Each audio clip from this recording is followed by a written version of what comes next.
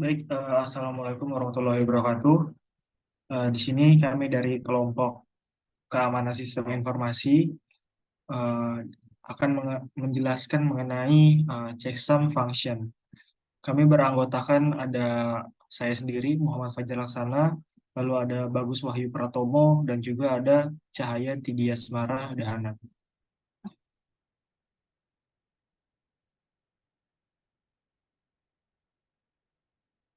Oke, boleh next. Oke, kita masuk di definisi checksum. Oke, checksum atau hashsum adalah suatu data dengan ukuran tetap atau fixed size datum yang dihitung dari suatu blok data digital dengan tujuan untuk mendeteksi kesalahan yang mungkin terjadi saat proses transmisi ataupun penyimpanan. Kemudian pengecekan ini dilakukan dengan melakukan penjumlahan pada sekumpulan data dan kemudian melakukan komplement pada jumlah data tersebut. Hasil dari komplement checksum ditambahkan pada data sebagai sebuah karakter. Kemudian pada sisi penerima atau receiver akan dihitung ulang checksumnya dan dilakukan perbandingan nilai atau jumlah datanya. Bila terjadi perbedaan hasil dari kedua nilai ini, maka akan terjadi error atau kesalahan dalam pengiriman data. Kemudian ini salah satu metodenya MD5. Kita masuk next. Oke, MD5 sendiri merupakan singkatan dari Message Digest 5 ya, yang merupakan fungsi hash kriptografi yang banyak digunakan.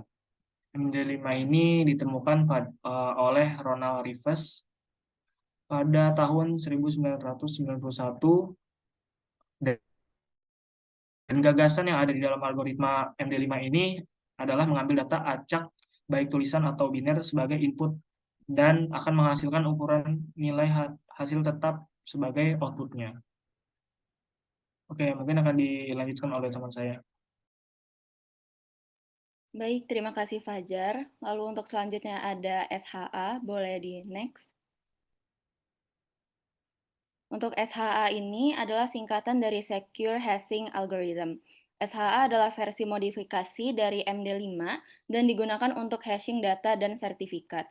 Algoritma hash mempersingkat data input menjadi bentuk yang lebih kecil yang tidak dapat dipahami dengan menggunakan operasi bitwise, penambahan modular, dan juga fungsi kompresi. Kemudian, apakah hashing dapat di-crack atau didekripsi? Hashing mirip dengan enkripsi. Satu-satunya perbedaan antara hashing dan enkripsi adalah bahwa hashing bersifat satu arah. Artinya, setelah data di-hash, hash digest yang dihasilkan tidak dapat di-crack, kecuali serangan brute force digunakan. Nah, kita dapat melihat gambar di bawah ini untuk melihat cara kerja dari algoritma SHA.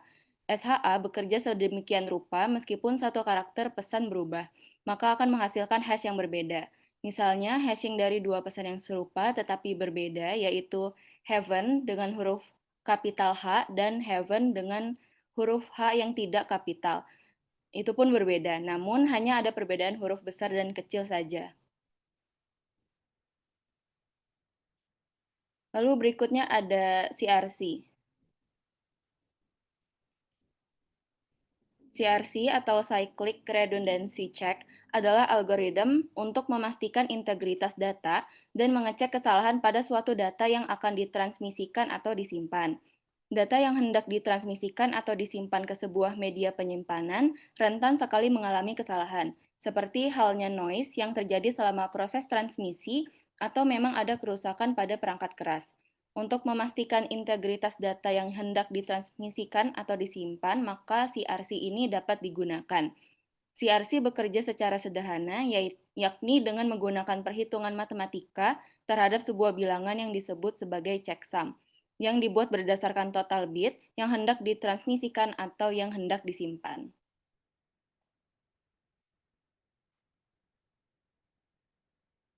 Lalu berikutnya ada percobaan yang akan dibahas oleh teman saya.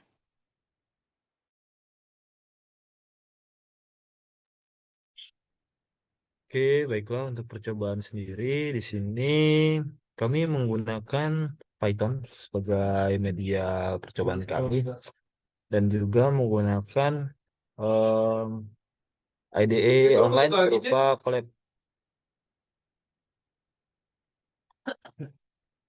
Google Collaboratory. Di sini yang sudah kami buat di mana berikut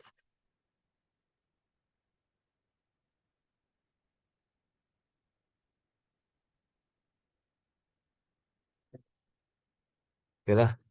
Berikut ini merupakan yang sudah kami buat, bisa di-run langsung saja. Ini komen lu kelihatan nggak sih?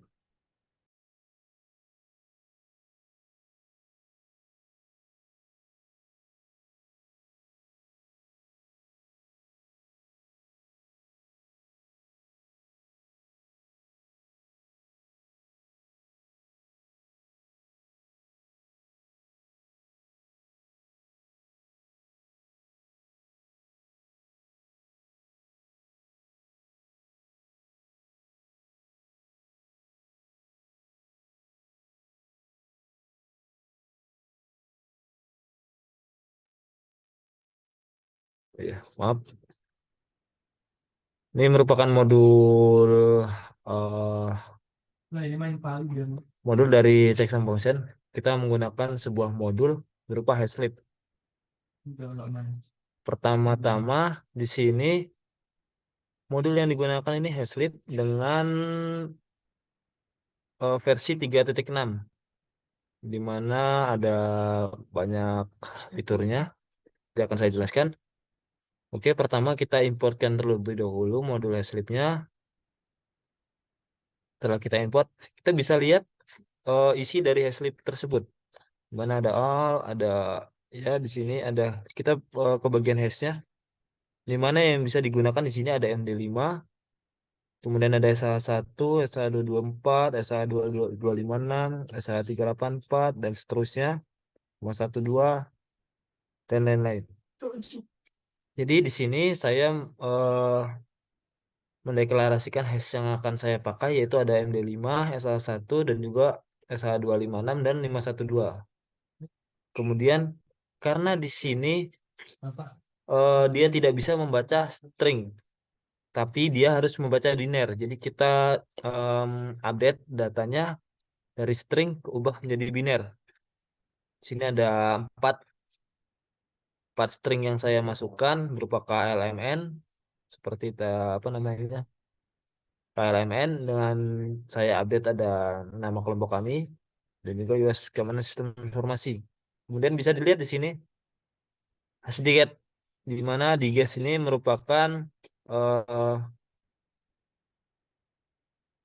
kembalikan intisari data yang diteruskan ke update. Jadi dia mengubah dari string byte tadi menjadi diges hashbed yang isinya ada dalam byte dalam rentang keseluruhan dari 0 hingga 255. Dan berikut adalah tampilan diges apa namanya digesnya. Ya di sini berupa kode ya. Di sini kodenya bisa dilihat di sini untuk diges ini dia berupa objek ya, berupa objek keluarannya. Dan jika ingin diubah ke heksadesimal, oke, seperti ini. Kita menggunakan hashdiges. Hashdiges di sini dia mengubah menjadi digit heksadesimal. Untuk K ini yang MD5, untuk L ini yang SH1, untuk M ini untuk yang SH256, untuk N ini dia yang 512. Bisa dilihat panjangnya berbeda. Kemudian saya juga membuat sebuah program pencirian di mana dia bisa autentikasi pesan. Yang modul yang digunakan adalah HMAC. HMAC ini dia bisa menyamakan pada polanya ya. Jadi di sini saya membuat sebuah MAC 1 dan juga MAC 2 yang isinya ada byte UAS dan juga KSI. Untuk yang pertama yang tidak sama, dia pertama dideklarasikan terlebih dahulu, kemudian kita cek apakah sama apa tidak. Yang pertama tidak, karena bisa dilihat di sini, ini untuk yang versi mudahnya bisa terlihat di sini ya sebenarnya memang beda. Dan juga yang di sini yang sama, dia akan menghasilkan hasil true. Oke. Kemudian kita juga membuat sebuah function di sini, function checksum, di mana di sini functionnya untuk mengecek dari pesan terkirim. Saya jelaskan secara ringkas saja. Di mana pertama kita buat fungsinya berupa function checksum dengan variabel send message dan k. Kemudian kita bagi pesan terkirimnya dengan paket k bit. Ada C1 sampai C4. Kemudian kita jumlahkan binernya. Lalu kita buat sebuah percabangan berupa bit luapan ya. Jadi dia ini jumlah bit. Kemudian kita menghitung jumlah pelengkapnya. Kemudian kita buat sebuah fungsi baru lagi di mana check receive checksum, di mana dia akan membagi pesan terkirim dalam paket k bit juga, ada C1 dan C4. Kemudian lalu dihitung jumlah binernya dan pakai checksumnya, lalu ditambahkan dengan sebuah percabangan di sini. Lalu dihitung lagi dengan sebuah percabangan pelengkap jumlahnya. Dan di sini fungsi utamanya di mana mencoba untuk mengirim pesan dengan kodenya ini K-nya 8, kemudian kita terima pesannya adalah ini. Lalu dicek di sini, dipanggil, dia akan mencetak sebuah checksum di sini ya, di mana apa yang dikirim, apa yang diterima, dan juga dia melihat apakah statusnya itu error atau diterima. Oke, kita jalankan saja. Ya, di sini apa namanya bisa terlihat hasil dan juga dari pengirim berapa, diterima berapa, kemudian ketika dicek itu sama dengan 0. Ini sama dengan pencirian itu dengan status diterima. Oke, sekian untuk penjelasan ininya programnya. Kita kembali ke PPT. Ya, terima kasih. Baik, mungkin sekian presentasi dari kami. Dari teman-teman mungkin ada yang ingin ditanyakan. Dan Rio, silakan. Baik, terima kasih atas kesempatannya. Jadi saya ingin bertanya, tadi kan kalian ada menggunakan 3 ya, ada SH256, kemudian ada SH512 sama MD5 ya, benar nggak? Apa kurang?